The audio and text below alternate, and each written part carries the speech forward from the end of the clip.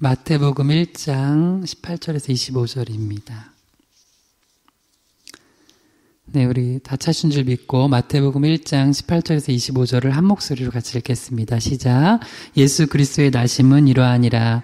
그의 어머니 마리아가 요셉과 약혼하고 동거하기 전에 성령으로 잉태된 것이 나타났더니 그의 남편 요셉은 의로운 사람이라. 그를 드러내지 아니하고 가만히 끊고자 하여 이 일을 생각할 때에 주의 사자가 현몽하여 이르되 다윗의 자손 요셉아 내 아내 마리아 데려오기를 무서워하지 말라. 그에게 잉태된 자는 성령으로 된 것이라. 아들을 낳으리니 이름을 예수라 하라. 이는 그가 자기 백성을 그들의 죄에서 구원할 자이심이라 하니라.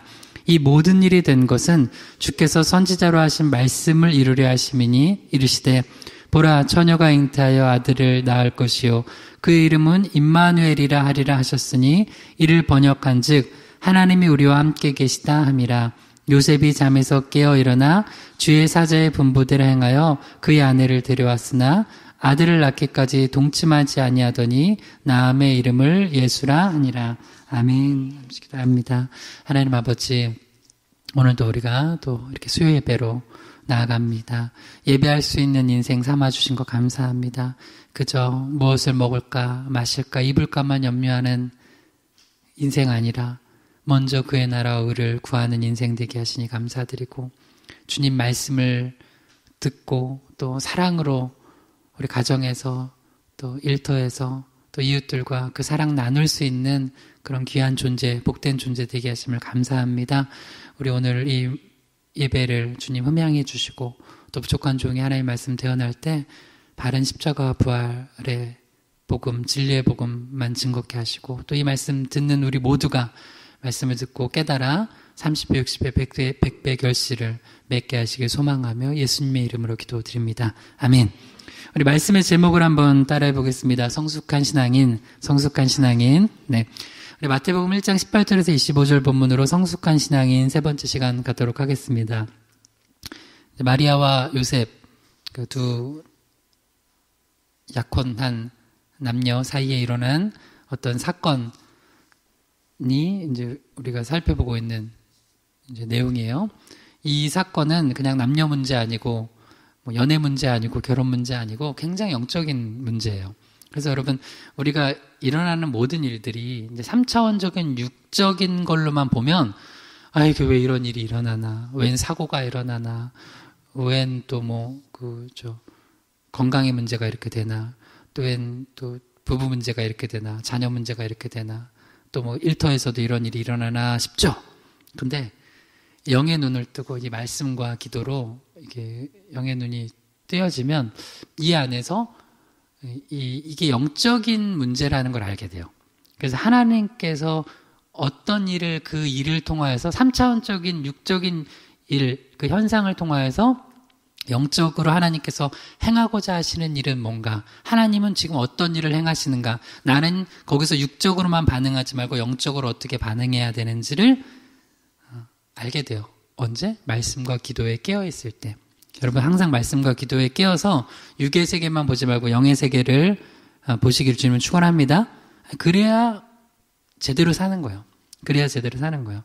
그래서 이제 오늘 우리가 이제 살펴볼 건 첫 번째 계속 살펴보고 있죠. 타인에게는 허물을 덮어주는 신앙인이 되어야 되고, 자신에게는 세상과 구별되는 신앙인이 되어야 되고, 하나님께는 말씀에 순종하는 신앙인이 되어야 된다고 이제 이렇게 큰 틀을 말씀드렸어요. 이게 바로 이제 성숙한 신앙인의 모습이에요. 특별히 이제 그 모델로서 요셉을 통해서 이 주제를 살펴보고 있는 거예요. 그런데 이 첫 번째, 성숙한 신앙인이 되려면 먼저 다른 사람과의 관계에서는 그 사람의 허물을 덮어주는 신앙이 되어야 되는데 그게 쉽지 않다고 그랬죠. 당연히 쉽지 않아요. 왜냐면 여러분, 다른 사람 지금 정말 큰 병 걸려서 아파서 죽게 되는 게 더 그 마음이 와닿아요? 내 손가락 하나 다친 게 더 마음이 와닿아요? 내 손가락 하나 다친 게 더 크게 와닿아요? 그게 인간이에요. 그게 죄인이고 그게 죄성을 가진 우리들이고 우리의 연약함이에요. 또한 연약함. 그래서 우리는 예수의 사랑으로 충만하게 되지 않고는 결코 다른 사람의 아픔과 고통을 공감하기가 쉽지 않은 존재예요. 그래서 우리가 잘 살기 위해서는 나 혼자 사는 거 아니잖아요. 남편과 아내와 자녀들과 부모로서 또 다른 사람들과 또 신앙인 공동체로서 또 목회자와 성도와 성도 사이끼리 잘 관계하기 위해서는 타인과 잘 관계 맺기 위해서는 예수 사랑이 필요해요. 예수 사랑이, 주의 사랑이 우리는 필요하다고요. 그래서 첫 번째는 더 주의 사랑을 뜨겁게 부어달라고 기도해야 돼요. 그러니까 사랑도 두 가지로만 단순하게 얘기해 볼게요. 내 사랑 가지고 사랑하는 사람이 있어요. 내 사랑. 그러면 여러분 그 잔고 금방 털립니다. 여러분 통장에 잔고 얼마 있어요? 뭐 대단히 많아요? 뭐 몇백억 있어요? 우리 보통 사람 그렇게 없잖아요. 근데 막 계속 뭐 어제는 저기 가가지고 명품백 사고 또 오늘은 또 뭐 하면서 뭐 갑자기 뭐 하고 또 하여튼 그렇게 하면서 돈 다 써버리면 금방 없어지잖아요. 그런 것처럼 사랑도 잔고가 있어요. 내 사랑은요 저 무한이 아니에요. 무한대가 아니에요. 반드시 잔고가 있어요. 그래서 내 사랑 가지고 사랑하려고 하는 사람들은 어느 날 바닥을 봐요. 내가 이 정도밖에 안 되는구나. 목회자인 저도 제 사랑 가지고 여러분 목회하려고 그러면 바닥이에요, 바닥. 그래서 우리는 계속 누구 사랑을 구해야 돼요? 예수님 사랑. 예수님 사랑을 구하는 거예요. 구하면 주님 주세요. 우리 주님 좋으신 주님이 예수님 사랑 달라는데 그 귀한 기도 제목을 들어주실까요? 안 들어주실까요? 들어주시겠죠. 그건 너무 구한 거죠. 하나님의 마음에 합한 건 너무 귀한 기도잖아요. 기도 제목이잖아요. 주님, 저는 제 사랑 가지고 제가 목회하기 너무 힘듭니다. 주님, 예수님 사랑 부어주세요. 주님, 제 사랑 가지고는 제가 가족들 사랑하기 힘듭니다. 부어주세요. 주님, 제 사랑 가지고는 정말 이웃들 사랑하기 힘듭니다. 부어주세요. 그러면 주님이 부어주세요. 그래서 더 뜨겁게 사랑하려면 예수님 사랑을 우리가 구해야 돼요. 그리고 또 배워야 돼요. 그래서 그래야지만 다른 사람의 허물을 덮어주는 그런 인간관계를 할 수 있어요. 그런 성숙한 신앙이 될 수 있다는 거예요. 두 번째가 이제 율법의 시선을 넘어서야지만 다른 사람들을 그 사람들의 죄, 잘못, 허물들을 덮어주는 그런 성숙한 신앙인이 된다는 거예요. 요셉이 보여줬던, 마리아에게 보여줬던 모습이 그거였어요. 마태복음 1장 18절에서 19절 한 번 더 읽고 말씀 나눌게요. 예수 그리스도의 나심은 이러하니라. 그의 어머니 마리아가 요셉과 약혼하고 동거하기 전에 성령으로 잉태된 것이 나타났더니 그의 남편 요셉은 의로운 사람이라. 그를 드러내지 아니하고 가만히 끊고자 하여. 제가 한번 질문해 볼게요. 요셉이 마리아에게 일어난 일을 완벽하게 다 알았어요? 몰랐어요? 몰랐죠? 그러니까 여러분 이거 되게 중요한 거예요. 우리가 어떤 일이 일어날 때 우리는 척 보면 딱 알아. 이게 그거구만. 아닐 수 있어요. 그러니까 우리가 너무 자기 자신의 그 지식과 경험적 데이터를 과신하면 안 돼요. 우리는 다 몰라요. 그래서 겸손한 사람들은 그래서 기도하고 말씀을 보는 거예요. 주님 좀 모르겠습니다. 도대체 왜 내 인생에 이런 일이 일어나는지. 도대체 요 사건은 머리를 계산하면 요거구나라고 싶은데 기도해 보다 보면 말씀을 보다 보면 그거 아니네. 그러면 그렇게 풀어야 될 문제가 아니라는 걸 또 알게 돼요. 근데 만약에 요셉이 이거 촉범 알아. 이거 불륜이구만. 나쁜 못된 여자 하면서 그를 일단 드러냈으면 마리아는 죽는 거예요. 그리고 뱃속에 이건 상상하고 싶지 않아요. 원래 일어나진 않았으니까.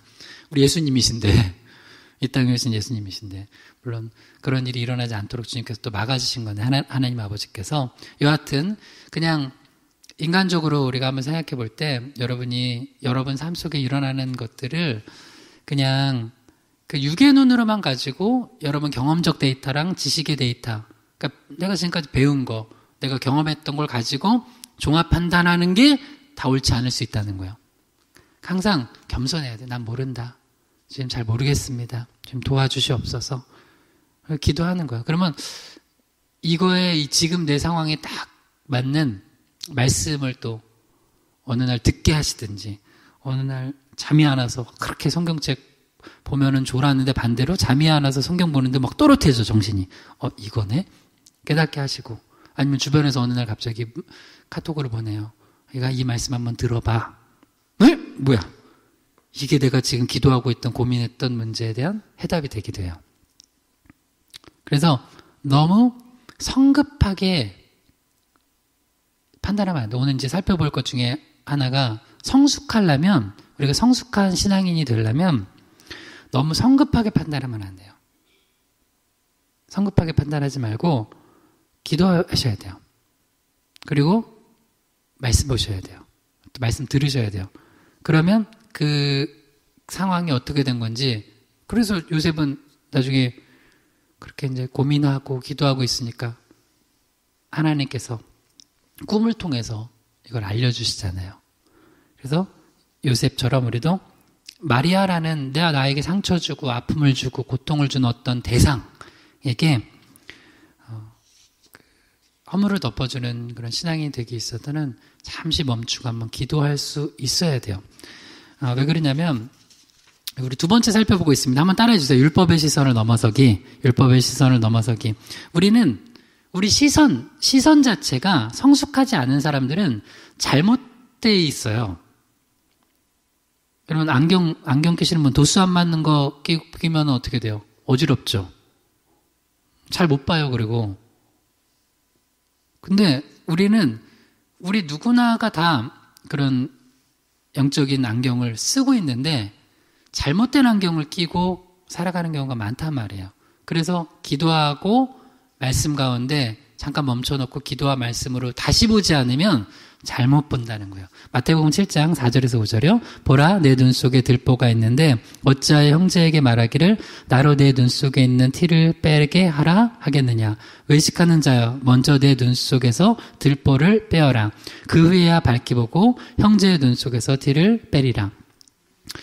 이제 두 사람이 있어요. A라는 사람이라는 사람, B라는 사람이 있어요. A라는 사람은 자기 눈 속에 들보가 있는데 B라는 사람이 티가 자꾸 보여요. 저거 좀 빼야 되겠는데. 근데 주님은 뭐라고 그러세요? 야, 네 눈 속에 있는 들보를 먼저 좀 빼야지 않겠냐. 근데 왜 이게 중요하냐면 내 눈 속에 들보가 있으면 그걸 가지고 제대로 본 거예요? 아니죠. 그러니까 제가 여기다가 지금 선글라스를 끼고 와서 오늘은 왜 이렇게 어둡죠? 그래서 목사님 선글라스 끼셨잖아요. 라이방 빼야지 그거.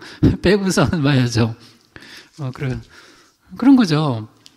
그러니까 이 A라는 사람은 우리가 A라는 사람이라고 봐요. 이제 세 가지가 있는데 진짜로 몰라서 못 보기도 해요. 또 하나는 이게 참 인간의 죄성인데 두 번째로는 알아. 근데 못 본 척해요. 못 본 척해. 있는데 내 눈 속에 늘 보고 있는데 못 본 척해. 왜? 인간은 죄인이라서 자기 죄는 잘 안 보려고 하거든요. 그러니까 진짜로 못 보기도 해. 이게 신기하게 여러분 너무 가까이 있는 건 안 보이기도 하거든요. 또 그래서 못 보기도 하지만 보이는데도 못 본 척해요. 그럼 또 하나 마지막으로는 잘못 보기도 해요. 그래서 어떤 사람이 사과를 가지고 계속 포도라고 하면 여러분 뭐라고 해요? 이거 포도인데? 자기는 계속 사과인 줄 알고 사는 거예요. 사과인 줄 알고. 그러면 안 되죠. 그 사람 잘 못 알아보는 사람이 있거든요. 가끔 TV에서 어떤 연예인이 둘이 나와 그러면 자꾸 A라는 연예인을 가지고 B라는 사람이래요. 그래서 제 아는 어떤 가까운 분 중에 사람을 잘 못 알아봐가지고 그러면 아니잖아. 이 사람이잖아. 그러면은 그래? 하고 막 검색을 해봐. 어머 그렇네? 한두 번이 아니야. 우리 아내예요. 그래가지고 내가 맨날 아니 이렇게 사람을 못 알아보면 어떡하냐. 그래서 이게 우리 아내도 그래서 목회하는데 참 이게 제약이 있대요. 어느 날 어떤 분이 이렇게 인사를 하는데 분명히 본 것 같은데 이게 이 사람인지 저 사람인지 헷갈린다는 거야. 그래서 야 이건 기도 제목이다. 그럴 때는 우리 그냥 아는 척하지 말고 솔직히 물어보자. 제가 이름을 까먹었다고. 그렇게 솔직히 얘기하면 돼요. 그리고 이거는 저는 지금이야 우리 개척교회 내가 정말 여러분 가족들까지 다 알지만 좀 사람이 많은 데서 목회할 때는 진짜 모르겠어. 진짜 죄송해요. 나 미치겠어. 분명히 저분은 나를 너무 잘 알고선 막 얘기를 하는데 나는 잘 모르겠는 거야. 근데 딱 한 번 봤는데 그분은 이제 당연히 날 많이 보니까 나는 한 번 본 거예요. 그러니까 많은 성도들 중에 한 번인데 근데 이름과 뭐 기억이 안 나. 기도 제목도 얘기를 한 것 같은데 기억이 잘 안 나. 근데 아주 훌륭한 목사님이니까 내 걸 다 알고 있겠지 막 생각을 하는데 나는 훌륭하지 않아. 그러니까 나는 기도 제목도 까먹었고 얼굴도 기억이 안 나고 이름도 기억이 안 나. 그럼 어떻게 하면 돼요? 아유, 집사님, 제가 그때 언제 한번 뵙고 한번 기도 제목 나눈 것 같은데 한번 좀 다시 한번 좀 얘기해 주세요. 그러면 여러분 같으면 아유 목사님이 얘기는 신령하신 줄 알았는데 그렇게 할 거예요? 아니면 목사님 저 그때 3년 전에 뵀었잖아요. 3년 전이었구나. 그래서 내가 모르구나. 3년 전에 저쪽에 오셨었잖아. 일산에. 그러니 내가 어떻게 알아? 근데 그거를 다 알아주길 바라더라고요, 성도님들은. 3년 전에 일산에서 신방 왔던 그거를 딱 해서 근데 또 친절하신 성도님들도 많아요. 그럼 알려줘요. 그때 그래서 그때 그래가지고 이런 기도 제목 나눴었는데 그때 목사님 기도해 주셔서 잘 됐습니다. 3년 만에 그 기도응답 얘기를 들은 거예요. 네, 물론 그때 기도해주고 뭐 한 3년 동안 계속 기도했겠어요. 너무 내가 지금 왠지 굉장히 내가 부족한 목사인 걸 드러내네요. 아무튼 그래도 내 기도 제목 노트 보고 가끔씩 한번 봐요. 또 옛날 거를. 그래서 또 기도하기도 해요.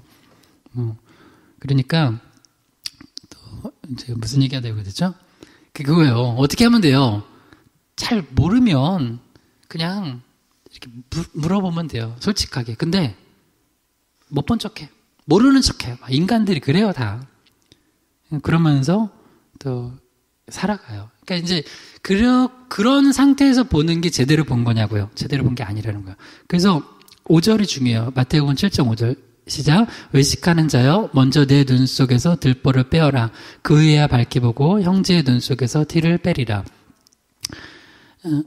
이거를 빼지 않고 A라는 사람의 눈에 들보를 빼지 않는 상태에서 보면은 제대로 보는 거라고요? 잘못 본다고요. 그래서 먼저 신앙에서 제일 중요한 건 나예요. 내가 하나님과 바른 영적 관계를 맺고 그 다음에 그러면은 뭐가 보이냐면 내 안에 죄가 보여요. 이거 이제 들보라고 해요. 그 이제 메타포로서 그게 보여요. 그럼 그거를 뺀 다음에 다른 사람과 관계하는 거예요. 그 사람이 성숙한 신앙인이에요. 근데 그게 잘 안 돼. 왜? 우린 죄성이기 때문에 그걸 다시요. 들보를 못 보기도 하고 그 다음에 보는데도 못 본 척해요. 잘못 보기도 하고. 근데 그런 상태에서 계속 다른 사람과 B라는 사람, C라는 사람, D라는 사람과 관계를 하면 그 A라는 사람은 계속 잘못된 시각으로 관계를 하는 거예요. 그러니까 이 사람은 성숙한 관계를 하겠어요? 미숙한 관계를 하겠어요? 미숙한 관계를 하는 거예요. 그래서 이런 사람들이 다니는 곳곳마다 다른 사람이 상처를 주는 거예요. 그리고 이런 사람의 특징이 뭐예요? 마태복음 7장 5절에 뭐라고요? 외식하게 돼요. 그래서 바리새인들이 외식하는 신앙을 갖는 게 자기를 제대로 못 보기 때문에 이런 안 좋은 쪽으로 빠지게 되는 거예요. 그래서 이제 다른 사람과 관계를 잘하는 성숙한 신앙이 되기 위해서는 특별히 이제 요셉처럼 마리아와 그런 관계에서 마리아가 상처를 줬지만 그 사람의 상처를 덮고 허물을 덮고 또 그 한 영혼을 그래도 살리는 방향으로 가기 위해서는 자기 시선이 율법의 시선을 넘어서야 돼요. 율법의 시선을 넘어서야 돼요. 그리고 내가 제대로 보고 있나를 한번 기도해 봐야 돼요. 누가복음 15장 29절에 30절이요. 아버지께 대답하여 이르되 내가 여러 해 아버지를 섬겨 명을 어김이 없거늘 내게는 염소 새끼라도 주어 나와 내 벗으로 즐기게 하신 일이 없더니 아버지의 살림을 창녀들과 함께 삼켜버린 이 아들이 돌아오매 이를 위하여 살찐 송아지를 잡으셨나이다. 이제 사실은 예수님께서 이 이야기를 하신 거는 명확해요. 누가복음 15장 전체를 읽어보면 여기서 둘째 아들 탕자는 세리와 죄인들을 비유해요.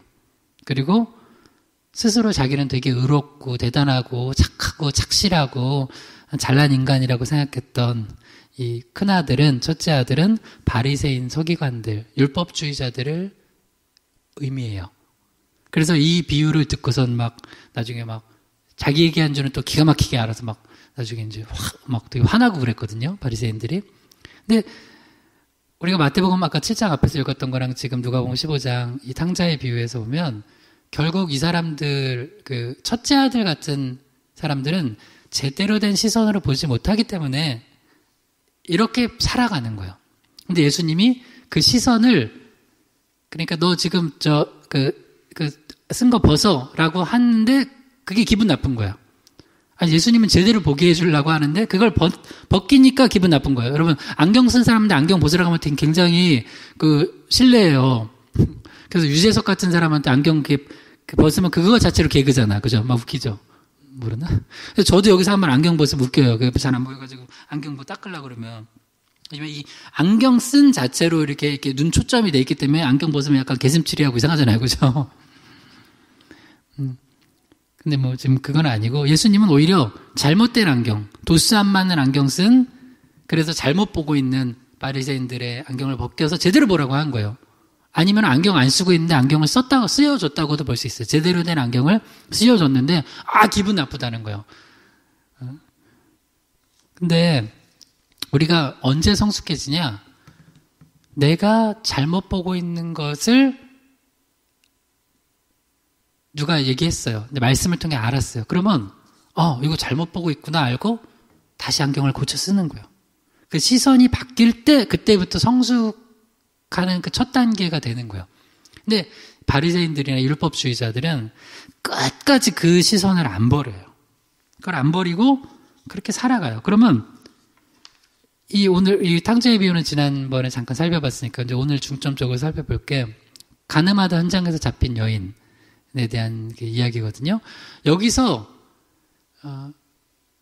그 이 시선의 문제가 얼마나 우리 신앙 성숙에 중요한지 그리고 어떻게 보면 신앙의 핵심적인 부분인지를 오늘 이제 살펴보려고 그래요. 예수님이 그리고 그들의 시선을 그 가늠한 여인을 바라봤던 그 주변에 돌로 쳐 죽이려고 했던 그들의 시선을 어떻게 고치시나를 보면서 우리의 시선도 한번 그 말씀 가운데 점검해 보면서 우리 신앙이 한 단계 좀 성숙해지기를 소망합니다.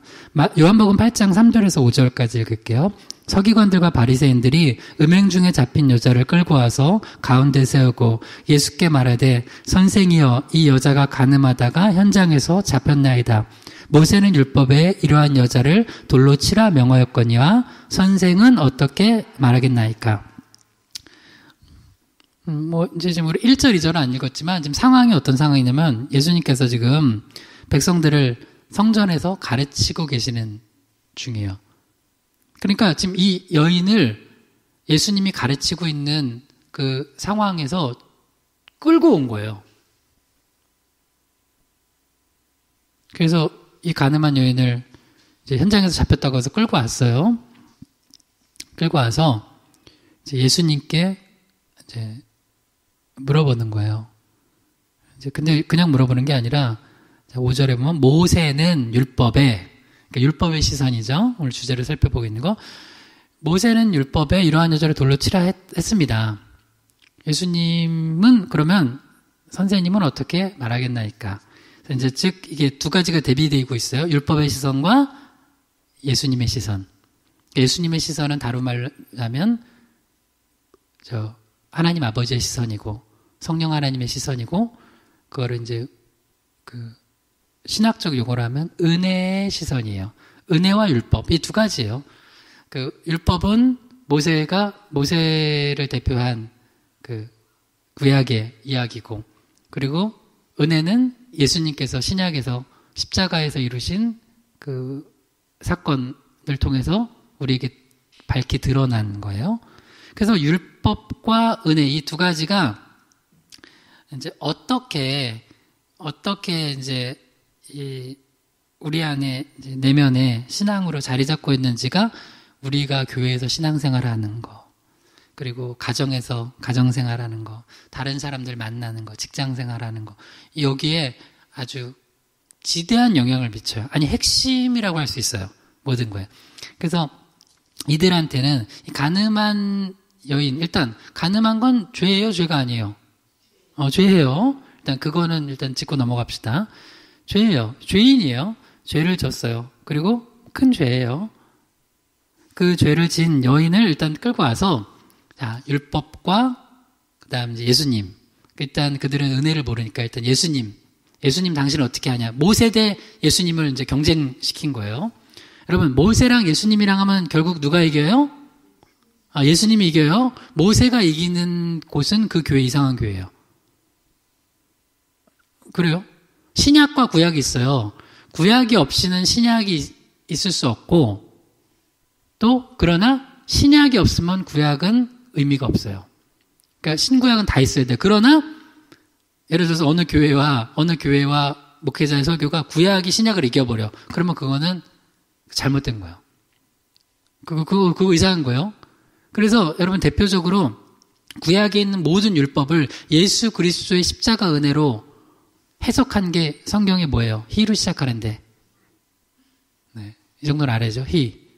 히브리서예요. 그게 히브리서. 그래서 구약에 있는 모든 제사 모형들 그리고 뭐 여러 가지들 다 이제 예수 그리스도 우리의 대제사장 되신 예수 그리스도로 딱 해석을 한 거예요.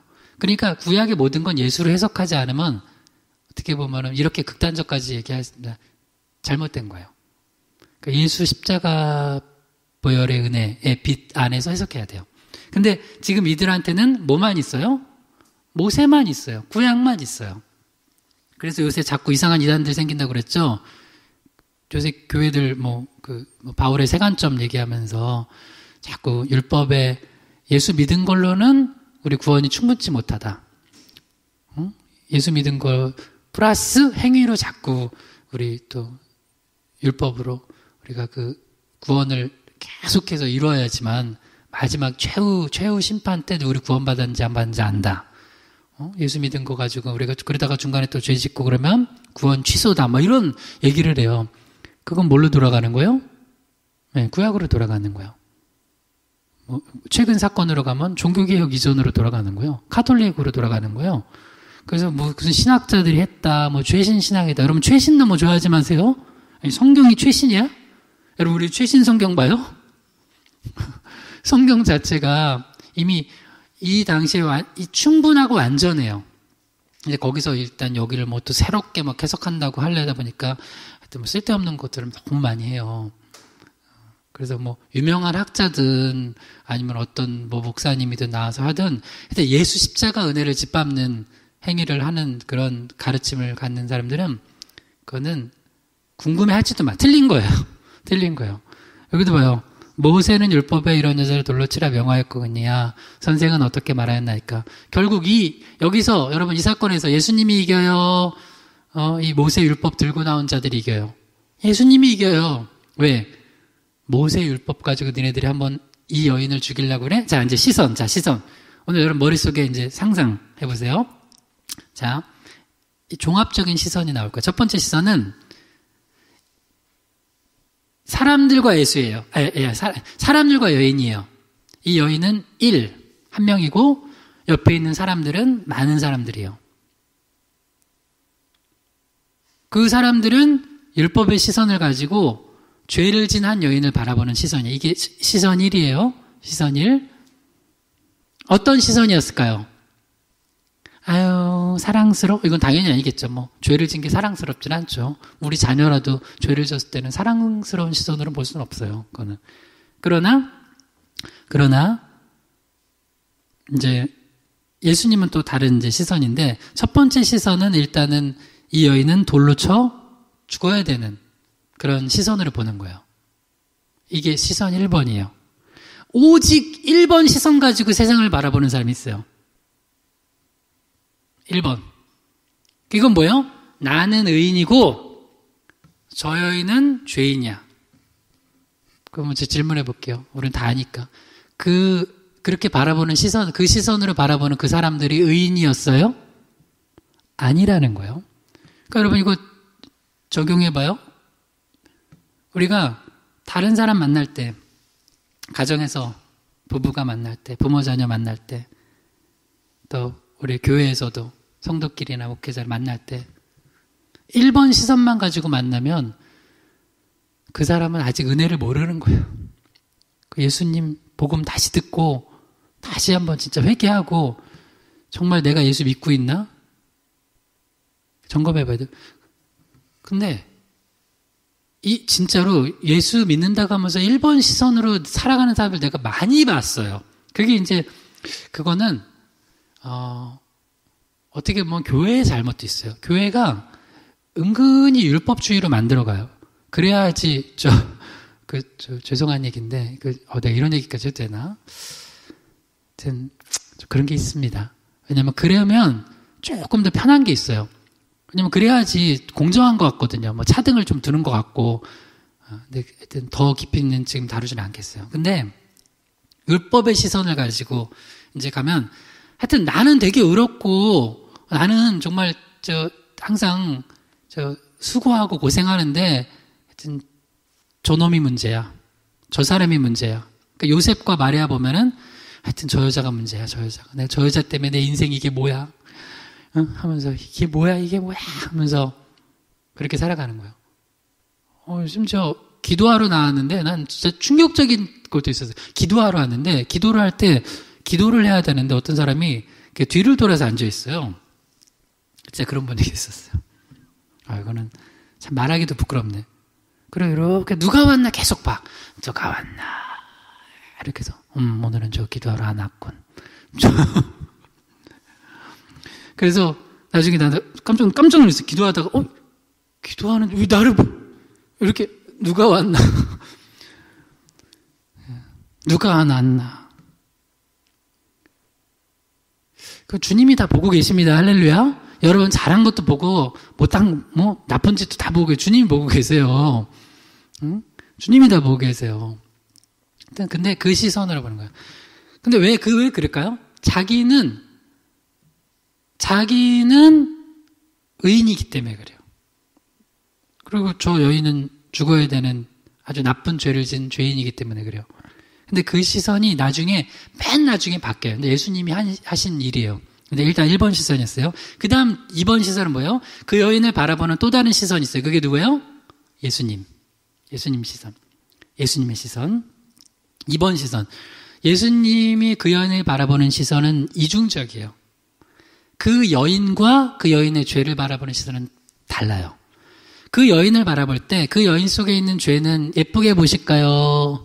싫어하실까요? 예수님은 죄 싫어하세요. 그리고 그 죄를 짓게 한 그런 사탄 마귀, 그리고 물론 그거에 넘어간 그 여인도 잘못된 거죠. 그러나 또한 그 여인을 죽여야 되겠다가 아니라 그 여인을 살려야 되겠다는 그 시선이 뭐예요? 긍휼이에요. 그게 사랑이에요.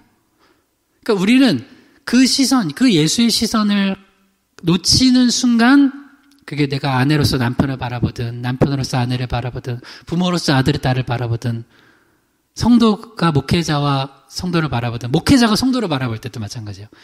그거를 놓쳐버리면은 그때부터는 내가 가는 공동체를 지옥으로 만들 수 있어요.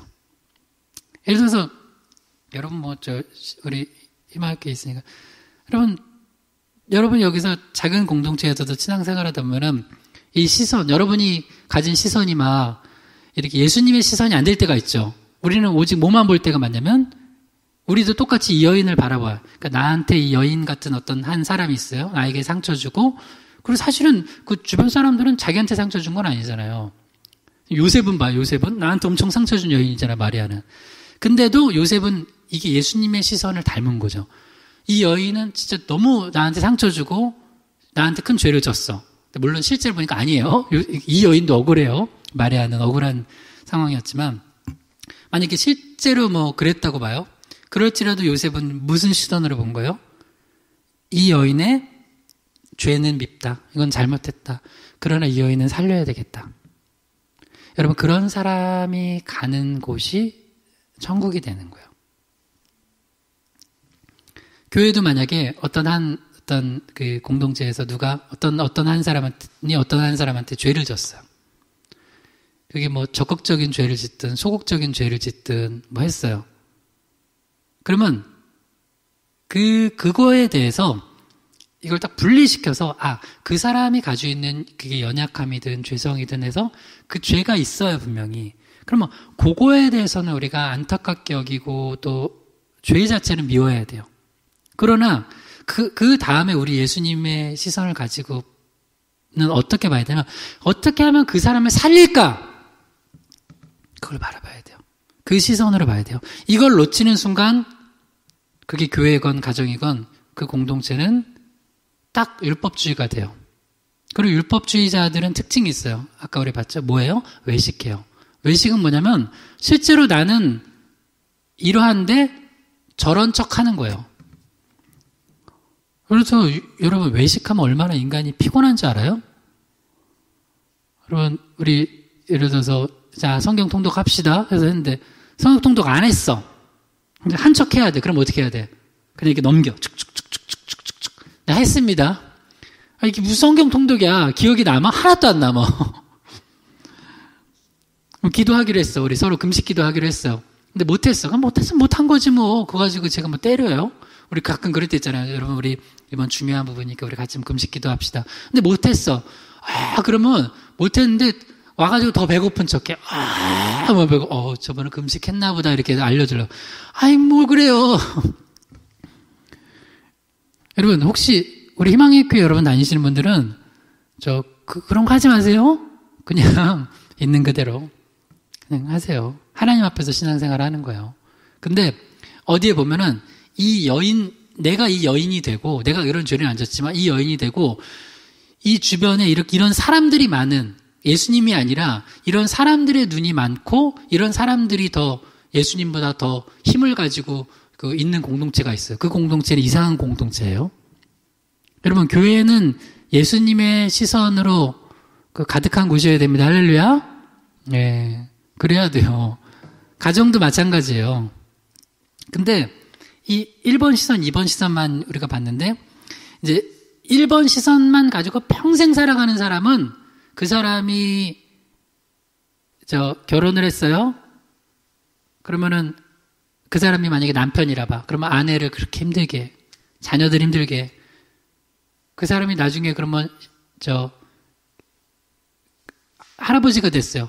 그러면 할아버지는 두 종류예요. 인자한 할아버지가 있어. 그렇구나 하고 이렇게 품어주고 안아주고 하는. 할머니도 마찬가지고요. 그래서 우리가 할머니 품 좋아하는 거예요. 손주들이 대부분 할머니 좋아하죠. 엄마 아빠보단. 엄마 아빠 좋아하는데 할머니 품을 더 좋아하잖아요. 왜요? 엄마 아빠는 그래 내 자식이니까 지적을 하잖아요. 잘 되라고. 근데 할머니 할아버지는 뭐라 그래요? 됐다. 또 옷도 못했으면서 하면서 안아주잖아요. 그러면 엄마는 왜 지금 그때 걸 얘기해? 그러면서 이제 품어주잖아요. 근데 그렇지 않은 할머니 할아버지도 있어요. 더 힘들게 하는 할머니 할아버지도 있어요. 엄마 아빠가 엄마 아니 손주가 왔으면 좀 이뻐해 주지 왜 그렇게 혼내고 맨날 그래요. 그러니까 이게 아직 예수님이 없는 거예요. 마음속에 깊이. 그러니까 예수를 깊이 만난 사람들은 일단 내가 죄인인 걸 알기 때문에 뭘 그렇게 뭐래. 여러분 사랑하고 축복합니다. 한 주간 또 살아가시는 얼마나 고생하셨어요. 수고하고 무거운 짐 다 예수님 앞에 내려놓으세요. 할렐루야. 그러는 거예요. 그러려고 교회 나오는 거고. 그리고 주님 앞에 가는 거예요. 근데 이 율법주의자들은 그렇게 그냥 계속 하죠. 자, 그렇게 이제 이 사람들은 굉장히 지금 아주 무서운 눈초리를 가지고 이 여인을 바라보고 그 다음 예수님도 그렇게 보는 거예요. 예수님! 어떻게 할 거야? 하고 이렇게 바라봤어요. 자, 그때, 이제 그 다음, 이때, 성경에서 재밌는 얘기를 해줘요. 요한복음 8장 6절에서 8절입니다. 그들이 이렇게 말함은 고발할 조건을 얻고자 하여 예수를 시험함이러라. 예수께서 몸을 굽히사 손가락으로 땅에 쓰시니 그들이 묻기를 마지 아니하는지라. 이에 일어나 이르시되 너희 중에 죄 없는 자가 먼저 돌로 치라 하시고 다시 몸을 굽혀 손가락으로 땅에 쓰시니. 우리 요한복음 8장 6절에서 아주 중요한 정보를 얻었죠. 이 사람들이 이 여인을 데려온 이유가 뭐예요? 예수님 고발하려고 그 고발할 조건을 얻고자 데려왔다는 거예요. 그러니까 이 여인은 잘못했지만 죄를 졌지만 지금 이용당하고 있는 거예요. 이용당하고 있다는 것 중에 하나가 간음은 혼자예요, 둘이에요? 혼자 하는 걸 간음이라고 하나? 둘이 하죠. 왜 남자는 안 데려와? 남자를 왜 안 데려와? 남자도 데려와야죠.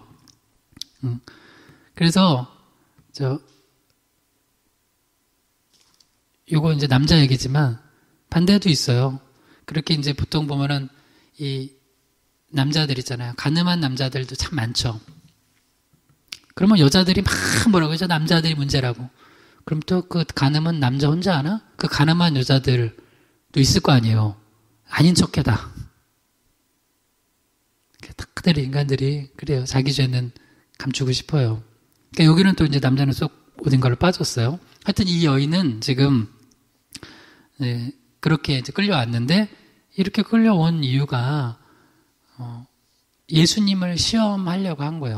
그래서 모세율법을 갖다 들이댄 거예요. 그러니까 예수님은 모세율법을 지금 지켜야 되냐, 지키면 안 되냐라는 이제 그 기로에 서 있어요.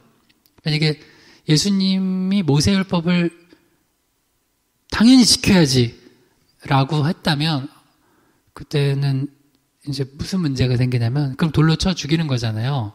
돌로 쳐 죽이면 당시 유대인들은 로마 식민지잖아요. 로마법에 저촉돼요. 근데 아니다. 그래도 살려야 된다 했으면 유대인들이 지키고 있던 법, 유대법, 율법에 저촉이 돼요. 그러니까 어떤 판결을 내려도 이미 예수님은 뭐예요? 이 올무에 걸려 넘어지는 거예요. 우리 예수님이 누구예요? 예수님이시죠. 그래서 예수님은 다 알고 계세요. 애들의 사악한 마음을. 근데 여기서 이제 그 7절에 중요한 게 뭐냐면 그래서 예수님 앞에 요한복음 8장 7절에 그들이 묻기를 맞이하는지라 계속 재촉을 하는 거예요. 빨리 결정해달라고. 그래서 아까 이거 너무 급하면 안 된다고 그랬죠. 요셉도 마리아 그거 보고선 너무 급하게 탁탁탁 해가지고 드러내놓고선 했으면은 마리아 죽는 거예요. 여러분 정신 차려야 돼요. 갑자기 전화 와요. 가가지고 하면서 고객님 하면서 모든 정보를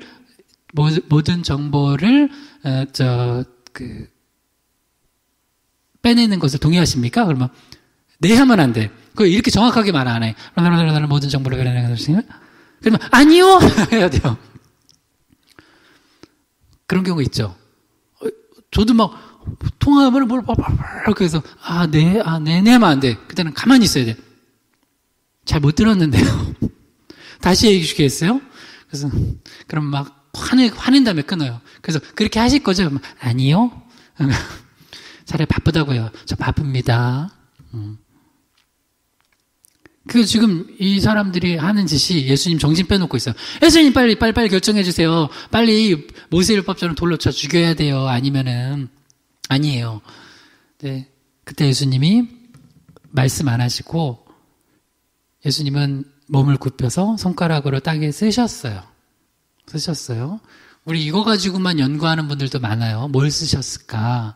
근데 일단은 항상 제가 중요한 걸 얘기를 해요. 성경에 있는 만큼 얘기하면 돼요. 알아요, 몰라요? 모른다. 일단 모른다고 얘기해야 돼요. 이거는 예수님이 이렇게 쓰셨을 것이다. 이걸 또 어디서 발견했대. 또 고고학적으로. 그래서 이건 이거다. 해가지고 그러지 마세요. 그냥 일단 몰라. 근데 모르지만 이럴 것이다라는 거는 좋아요. 근데 이거다라고 그러면 그거는 이단이에요. 성경에 없는데. 일단 몰라. 근데 하여튼 손가락으로 쓰셨어요.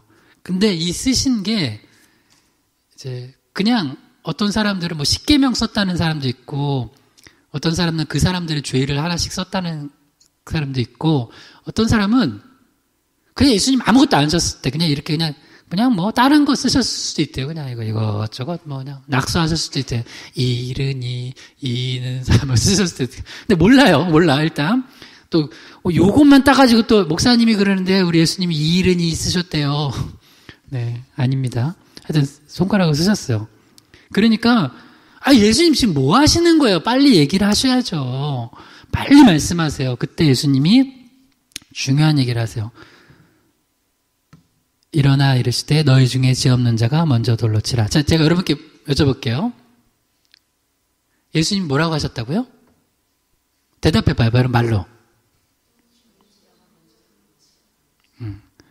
자, 정확히 얘기해야 돼요. 너희 중에 죄 없는 자가 치라고 안 했고요. 너희 중에 죄 없는 자가 먼저 돌로 치라고 했어요.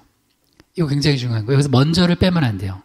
우리는 그렇게 성경을 잘 안 본 사람들은 먼저를 자꾸 빼요. 너희 중에 죄 없는 자가 돌로 치라. 먼저가 되게 중요한 단어예요.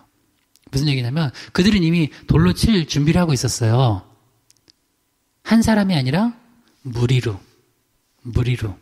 근데 예수님이 먼저라고 하신 얘기는 뭐냐면 이건 우리 신앙에서 되게 중요한 부분인데요. 신앙은 1대1이에요. 1대1. 근데 자꾸 성숙하지 않은 신앙인들이 무리에 묻어가. 그래서 그런 사람도 있잖아요. 우리 아내가 교회 다니니까 나는 아내 치마자락 붙잡고 있으면 천국에 같이 가겠지? 가요, 못 가요? 못 가요. 그 성경에 못 가요. 내가 예수 그리스도를 구주로 고백해야 돼요. 영접해야 돼요. 못 가요. 그 다음에 이 사람들은 뭐냐면 너희 중에 죄 없는 자가 돌로 치라 그러면 뭐라고 막 다 던졌을 거예요. 근데 예수님 뭐라면 먼저 치래요. 근데 보니까 예수님은 예를 들어서 예수님이 땅에 쓰신 글씨가 그 사람들의 죄를 쓰셨다고 만약에 상상을 해봐요. 그러면 예수님이 내 죄를 알고 계시네? 그러니까 지금 땅에 쓴 게 뭔지는 모르지만 뭔가 지금 예수 그리스도께서 하신 그 행동이 그들 마음속에 어떤 자기의 죄를 보게 하는 그러니까 시선을 오직 1번 시선 저 여자를 죽여야 돼 라는 시선만 가지고 있었던 시선이 이건 되게 중요한 시선이요. 자기 자신을 바라보는 시선 자기 자신을 바라보는 시선을 하나 갖게 한 거예요. 그러니까 그때부터는 무리에 묻어서라면 돌을 던질 수 있는데 내가 먼저 나서서 돌을 던지지 못해요. 왜? 나도 보니까 저 여인 나는 안 들켜서 그렇지 저 여인 못지않게 지은 죄가 많거든. 그리고 내가 되게 율법 잘 지킨다고 했지만 사실은 거짓말한 거 많았거든. 나는 그거 있잖아요. 세리기도와 바리새인 기도 중에 나는 일에 2번씩 금식하며 11조 드리며 했는데 나는 문득 그 생각이 들어요. 그렇게 했던 사람은 거짓말일 수도 있어요. 거짓말일 수 있어요. 왜냐면 예수님은 외식한다고 했거든요. 외식은 뭐예요? 아닌데 한 척한 거거든요. 그러니까 그렇게 말을 해서 다른 사람한테 막 박수 받고 존경받지만 아닐 수 있어요. 근데 예수님은 다 알고 있다는 거예요. 근데 뭔가 그 시선을 느낀 거야. 그러니까 오직 1번 시선만 가지고 살아갔던 사람이 지금 새로운 시선이 생기는 거예요. 오늘 이거 신앙 성숙에 굉장히 중요한 거예요. 이걸 저기 다이어그램이나 이런 그릴 수 있는 분들 한번 그려보세요. 그러면 이 성숙이라는 건 뭐냐면 시선이 종합적 시선이 되는 거예요. 특히 이 삼각형 있죠. 나와 타인과 하나님. 이 예수 안 믿는 사람들은 하나님이 없어요. 근데 예수 믿는 사람들은 하나님이 계시죠. 그러니까 이 땅에서의 눈가림만 하는 게 아니라 하나님의 시선, 그리고 내가 내 자신을 또 보는 시선, 다른 사람이 또 나를 보는 시선, 내가 다른 사람을 보는 시선, 하나님께서 또 나를 보는 시선, 하나님께서 그 사람을 보는 시선, 굉장히 복잡해졌죠. 이 종합적 시선이 내 안에서 확 말씀과 기도 가운데 이게 촤촤촤촤 나타나는 거예요. 그래서 어떤 한 사건을 볼 때 그 한 사건만이 아니라 여기서 하나님께서 지금 나를 어떻게 바라보시고 하나님께서 그 사람을 어떻게 바라보시고 내가 어떤 시선으로 그 사람을 바라보기를 원하시고 그 사람은 또 나를 어떻게 바라보고 있고 그리고 어떤 시선이 옳고 어떤 시선이 잘못된 것인지 그걸 종합적으로 바라보는 눈이 생겨요. 그게 뭘 통해서? 말씀과 기도를 통해서. 그러니까 먼저 돌로 못 치는 거예요. 그래서 여러분 신앙생활을 대충 하려면은 제일 좋은 곳이 있어요. 아주 큰 교회에서 물론 여러분 저 큰 교회를 폄하하거나 비하하지 않습니다. 큰 교회를 일구신 목사님들 대단한 분이고 훌륭하신 목회자고 큰 교회가 또 좋은 일 되게 많이 해요. 근데 이런 마음으로 큰 교회에 들어가는 사람들도 많다는 거예요. 내가 왔는지 안 왔는지 몰라요. 그리고 내가 지난 한 주간 무슨 삶을 살았는지 몰라요. 그리고 와서 그냥 예배 드리고 헌금 한번 하고 나서 나는 신앙생활 그냥 이 정도 하고 있다고 해도 누가 잘 몰라요. 근데 우리 좀 내가 다 드러나는 곳 있잖아요. 싫어요. 인간적으로. 목사님이 다 알아. 우리 아들, 딸 일까지 다 알아. 그냥. 심지어 나도 모르게 내 연약함을 막 얘기하고. 근데 우리는 어떤 공동체? 정죄하는 공동체가 아니라 그걸 예수의 보혈로 덮고 기도하고 또 잘못된 건 회개하고 고치면 되니까요. 해도 우리 그런 공동체를 만들어 가는 거예요. 근데 이게 무리에 숨어버리면 돌을 던진다니까? 근데 죄 없는 자가 먼저 돌로 치라 하니까 무리가 아니라 1대1로 예수님 앞에 서니까 하나님 앞에 1대1로 서니까 조명이 저기에 있다가 갑자기 여기 탁 핀 조명이 비치는 거야. 돌 못 던지는 거예요. 못 던지는 거예요. 그리고 예수님이 8절에 요한복음 8장 8절에 다시 몸을 굽혀 손가락으로 땅에 쓰시니 한 번 더 쓰셨어요. 그래서 또 이것도 연구예요. 첫 번째 쓰셨던 것과 두 번째 쓰셨던 건 뭘까? 네, 거기에 빼지 말고 그 시간에 더 기도하시고 한 명 더 전도하시기 바랍니다. 네. 그 다음에 이제 요한복음 8장 9절에 이 시선이 바뀌어지는, 그러니까 조금 그 사람들이 성숙해지는 과정이에요. 요한복음 8장 9절 읽어봐요. 그들이 이 말씀을 듣고 양심의 가책을 느껴 어른으로 시작하여 젊은이까지 하나씩 하나씩 나가고 오직 예수와 그 가운데 섰는 여자만 남았더라. 아멘. 그 밑에 쓴 글씨가 뭔지는 모르겠어요. 그게 글씨를 썼는지 몰랐는지 모르겠어요. 그러나 분명한 게 있어요. 이들이 원래 이 여인을 죽이려고 진짜 예수님이 그냥 율법대로 해야지라고 한마디 했으면 그냥 돌 던져서 이 여인은 피 철철 흘리며 죽었을 거예요. 그런데 분명한 건 그들이 변화됐어요. 돌아갔어요. 근데 돌아간 이유가 양심의 가책을 느껴서 갔대요. 이전까지는 양심의 가책이 없었던 거예요. 왜? 시선이 잘못되어 있었어요. 시선이 1번 시선밖에 없었어요. 나는 의인이고 너는 죄인이야. 그러니까 너는 죽어야 돼. 근데 예수님의 이 하신 행동과 말씀을 통하여서 양심의 가책을 느꼈대요. 여기 분명히 나와요. 이 말씀을 듣고, 이 말씀이 뭐예요? 예수님이 딱 한마디 하셨어요. 너희 중에 죄 없는 자가 먼저 돌로 치라. 야, 예수님은 이렇게 한마디 하셔도 그냥 다 이렇게 움직이시는. 근데 굉장히 회개합니다. 지금 저는 굉장히 많은 말을 하고 있는데, 예수님은 예수님이시네요. 딱 한마디 했는데 핵심을 찌르신 거예요, 핵심을. 그래서 말씀이 들려져야지 사람들의 양심이 움직여지는 거예요. 그래서 여러분, 말씀이 없는 사람은 반대로 얘기하면 어떻게 될까요? 양심이 점점 굳어져요. 이걸 오늘 주제로 얘기하면 시선이 하나밖에 없어. 오직 그 시선 가지고 살아가요. 그분이 시어머니 되면 며느리 죽이고, 그분이 사장님 되면 밑에 직원들 죽이고, 그 사람이 애인이 되면 애인 죽이고, 그 사람이 목사가 되면은 성도들 죽이는 거예요. 그 사람이 교회 직분자 되면 다른 사람도 죽이고.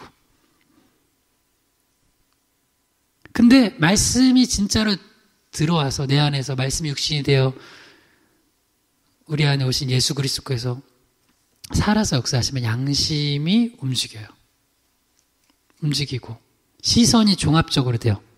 그러니까 1번 시선이 있었던 게 시선이 바뀌어요. 시선이 1번으로 쫙 갔던 게 제일 중요한 시선이 하나님이 나를 보는 시선을 내가 보게 돼요. 하나님이 나를 보는 시선이 딱 나한테 비춰져서 핀조명이. 그럴 땐 사람들이 부끄러움을 느껴요. 여러분, 부끄러움을 느낄 수 있다는 거는 굉장히 좋은 거예요. 그래야지 회개가 되거든요. 그래서 베드로가 예수님 만난다면 뭐라고 그래요? 주여 나를 떠나소서 나는 죄인이로소이다. 그래서 이 시선이 바뀌는 거, 그리고 시선이 좀 더 종합적으로 되는 것이 성숙으로 가는 단계라는 거예요. 그래서 여러분 한번 오늘 집에 가가지고 요 말씀 이제 본 거 가지고 한번 그림 한번 그려봐요. 이 가운데 동그라미 쳐놓고 가운데 여인, 그리고 돌로 쳐 죽이려고 하는 사람들, 그 다음에 예수님 딱 셋을 그려놓고 그 다음에 줄을 그어봐요. 1번 그 사람들이 돌로 쳐 죽이려고 했던 여인을 바라보는 시선 1번 해놓고, 예수님이 그 여인을 바라보는 시선 2번, 예수님이 그 사람들을 바라보는 시선 3번, 그 다음에 그 사람들이 자기 자신을 바라보는 시선 4번, 어떻게 바뀌었는지. 하나님 또, 그리고 이 과정 가운데서 그 여인을 다시 바라보는 시선이 5번. 그리고 맨 마지막도 살펴볼 건데, 이 여인을, 이런 상황에서 그 여인이 또 스스로를 바라보고 예수님을 바라보는 시선, 이런 것들이 이게 아마 6번, 7번, 8번, 9번까지 갈 거예요. 많이 해보면은. 여러분한테 제가 어려운 걸 너무 시키나요? 이런 거 좋아하시는 분 한번 해보세요. 이걸 왜 해보냐면, 그 다음에 뭘 해보냐면, 해보실 분들 한번 해보세요. 이거 뭐 강제는 아닌데, 그걸 가지고 그 여인에다가 내가 진짜 나한테 상처 주고 미워했던 사람들 써요. 그리고 예수님 또 있고 그 다음 나를 해가지고 또 한번 그걸 해보세요. 그러면서 내 시선을 좀 종합적으로 한번 만들어 보세요. 그 다음에 이 말씀을 듣고 그들이 양심의 가책을 느껴 나갔는데, 여기도 봐요. 순서가 있어요. 누구부터 나갔다고요? 아이부터 나갔어요? 어른부터 나갔어요? 네, 어른부터 시작해요. 젊은이까지 하나씩 나갔다는 거예요. 그러니까 여기에는 굉장히 중요한 영적인 의미가 있어요. 어른으로 시작해서 젊은이까지 나갔다는 거에 의해서는, 그래도 어른이 더 성숙한 거잖아요. 조금 더 어른들이, 여기서 이게 나이를 의미하겠죠, 기본적으로는. 근데 진짜 누가 어른인가? 누가 어른이에요? 누가 어른이에요? 우리 흔히 이런 얘기 하잖아요. 어른이 어른다워야지. 어른이 어른다워야 어른 대접해주지. 이렇게. 어른이 어른답지 않는 사람도 있죠. 근데 하나님의 입장에서는 누가 성숙한 사람이냐고요. 말씀을 듣고 돌을 내려놓고 자기 자신을 보고 시선을 바꾸고 하나님 앞에 자기를 다시 점검하고 살아가는 사람이 어른이에요. 그게 어른이에요. 끝까지. 여기서 보면 하나씩 나갔다는 거 보면은, 나도 이거 상상해 봤어요. 예수님 뭘 쓰셨을 거 아니에요. 예를 들어서 그게 뭐 자기 죄가 적혀 있다면, 무리에 둘러싸여 있으니까 한 사람 한 사람 떠나가는데, 안 떠나가다가 기어이 자기 죄를 확인하고, 어머, 예수님 다 아시네? 하고 떠나갔을 거예요. 하여튼 인간들이 참, 한 명씩 갔다는 거예요. 우르르 간 게 아니에요. 한 명씩. 그러니까 결국은 자기 죄를 보고 1대1로 하나님 앞에 섰을 때야 이제 양심이 작동하고 떠나갔다는 거예요. 그나마 그걸 먼저 돌을 내려놓고 간 사람들은 성숙한 사람들이에요. 먼저. 그래서 우리 가정에서도, 여러분, 가정에 예를 들어 봐요. 여러분, 애들이 어린데 애들만 있으면 살 수 있어요, 없어요? 가끔 그런 거 나오죠. 이제 뭐, 집에 보면 어린아이들이, 부모님이 없이 애들만 있어가지고 애들이 막, 거기서 막 돼지우리처럼 하고 있는 그런 집들 보거나, 뭐 그런 거 나왔잖아요. 한겨울에 엄마가 아기가 어린데 일을 나가야 되니까 애들 낳는데 애가 막 팬티바람에 돌아다니고 있던 게 뭐 CCTV 찍혀서 막 엄마는 뭐 하고 있냐 했는데 알고 보니까 또 그런 사정이 있었고. 여러분, 공동체에 어른이 없으면, 어른이 없잖아요? 누가 제일 고통당할 것 같아요? 어린아이들이. 예를 들어서 교회에도 성숙한 어른이 없잖아요? 그게 교회가 성도들이 숫자가 많건 적건 교회에 성숙한 어른이 없으면 신앙이 좀 어린 사람들이, 그 사람들은 진짜 죽어요. 근데 그게 어떤 공동체가 좋은 공동체냐면 어린아이도 있고 어른도 있어야 돼요. 어른만 있을 수는 없어요. 그런 공동체는 없어요, 세상에. 근데 어른이 많은 공동체. 그래서 어른이 그 어린아이들의 연약함을 담당해주는 공동체가 되어야지, 그게 가정이든 교회든 어디든 그 공동체가 사는 거예요. 그리고 그런 사랑을 받고 자란 어린이들이 나중에 어른이 돼서 또 다른 영혼을 살리는 거예요. 근데 율법주의자들은 어른이 아니에요, 사실은. 어른인 척 하는 거예요. 그걸 다 죽여. 어린이도 죽이고, 아빠도 죽이고. 그래서 은혜 안에서 충만한 사람, 그래서 은혜로 다양한 시선을 가지고 보면서 하나님의 말씀에 반응하며 나가는 사람이 있는 사람, 그 사람이 어른이라는 거예요. 자, 두 말씀 읽고 마칠게요. 요한복음 8장 10절에서 11절이요. 예수께서 일어나사 여자 외에 아무도 없는 것을 보시고 이르시되 여자여 너를 고발하던 그들이 어디 있느냐? 너를 정죄한 자가 없느냐? 대답하되 주여 없나이다. 예수께서 이르시되 나도 너를 정죄하지 아니하노니 가서 다시는 죄를 범하지 말라 하시니라. 아멘. 자, 다 갔어요. 오늘 주제 시선과 성숙이에요. 자기를 정죄의 눈빛으로 바라보는 그 시선들 싹 없어졌어요. 그러면 이제 마지막 한 분이 계세요. 예수님이죠. 예수님도 나를 그렇게 바라볼 거였는데 예수님도 이 여인의 마음을 아셨나 봐. 나도 너를 정죄의 눈으로 안 본다. 그런데 분명한 건 있어요. 가서 다시는 뭐 하라고요? 죄를 범치 말라. 너 간음하는 건 이제 끊어라. 이거예요. 그 외에도 뭐 많은 죄들 짓지 말라는 거예요. 자, 예수님은 뭐랑 뭘 분리하셨어요? 이 여인을 살리고자 하는 시선, 사랑의 시선, 따뜻한 시선과 이 죄를 바라보는 시선이 분리된 거예요. 이거를 분리시킬 수 있어야 돼요. 그리고 그 사람을 살리는 거예요.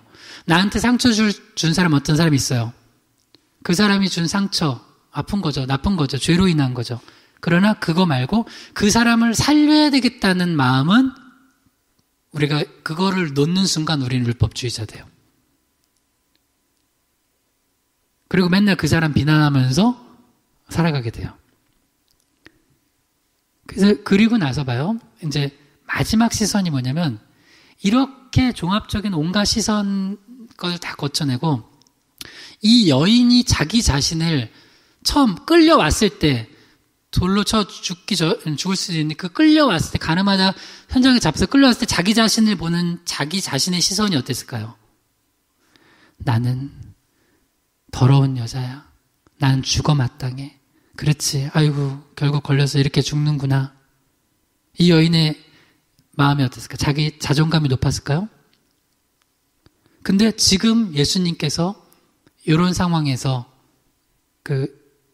예수님도 이 여인을 사랑으로 은혜로 덮어주시고 우리가 십자가죠. 예수 보혈로 덮어주시고 그 다음에 자기가 자신을 봤을 때는 어떻을까요? 그래 난 죄졌고 죄인이지만 나는 예수님의 은혜를 받은 그런 사람이야. 그게 바로 우리가 가진 자존감의 근원이에요. 그래서 우리가 좀 부족하고 연약해도 그래도 주님이 나를 사랑하시는구나. 여러분 로마서 8장 그 어떤 것도 우리를 향한 하나님의 사랑 끊을 수 있다 그래요? 없다 그래요? 없다 그래요? 근데 누가 자꾸 끊는데? 신학자가? 목사가? 똑같은 소리 하지 말라고 그래요. 천사도 못 끊는데요. 천사도. 사망도 못 끊는데요. 그 어떤 것도 피조물도 못 끊는데요. 여러분 예수님께서 여러분을 위해서 십자가에 죽으시고 못 박히시고 여러분 죄를 용서해 주셨습니다. 저 여러분 죄를 용서해 주셨습니다. 그게 하나님의 사랑의 확증입니다. 믿으세요. 할렐루야. 그 시선을 가지고 나를 보는 거예요. 그리고 그 시선을 가지고 다른 사람 보고 살리는 거예요. 이게 바로 우리가 가져야 될 시선이고 그게 성숙한 인간이라는 거예요. 로마서 3장 19절에서 20절이요. 우리가 알거니와 무릇 율법이 말하는 바는 율법 아래에 있는 자들에게 말하는 것이니 이는 모든 입을 막고 온 세상으로 하나님의 심판 아래에 있게 하려 함이라. 그러므로 율법의 행위로 그의 앞에 의롭다 하심을 얻을 육체가 없나니 율법으로는 죄를 깨달음이니라. 이게 딱 요한복음 8장 사건이에요. 예수님이 그래 니네가 율법 가지고 돌로 치라고? 그래 율법 니네들한테 갖다 대니까 니네는 어때? 아이고, 우리도 돌로 맞아 죽어야 되네. 그런 거예요. 그래서 율법은 뭐냐면 율법은 죄를 깨닫는 거예요. 그래서 말씀이 필요해요. 구약도 필요해요. 다 필요해요. 왜? 그 말씀을 보면서 내가 죄인이구나를 알고 그래서 우리가 돌아가는 게 뭐예요? 율법으로 돌아가는 거예요? 예수님께 돌아가는 거예요? 예수님께 돌아가는 거예요. 은혜로 돌아가는 거예요. 주님, 저는 성경을 보면 볼수록 주님의 은혜 아니면 살 수 없는 존재입니다. 그러니 주의 은혜를 도와주시옵소서. 그래서 그 은혜가 깊은 사람이 또 다른 사람에게 은혜를 베푸는 거예요. 그래서 오늘 여러분께 숙제는 하나예요. 아까 건 안 해도 돼요. 그거는 뭐 너무 복잡하니까. 다른 사람을 향한 예수님의 시선으로 봐주고 그에게 은혜를 베풀어 주는 거예요. 그러면서 또 한 영혼이 그래도 내가 은혜 받았구나. 살아야 되겠다 하는 그런 인생 사시기를 주님으로 축원합니다. 제가 기도하고 마칠게요. 하나님 아버지, 오늘 이 말씀을 통하여서 우리의 시선이 얼마나 잘못되어 있고 또 율법적이고 부족한지를 깨닫습니다. 예수님의 시선으로 다시 한번 다른 사람과 나와 또 온 세상을 사건들을 바라보게 하시고 그래서 그 은혜로 말미암아 내가 살고 다른 또 한 영혼을 살리는 저희들 되게 하여 주시옵소서. 예수님의 이름으로 기도드립니다. 아멘.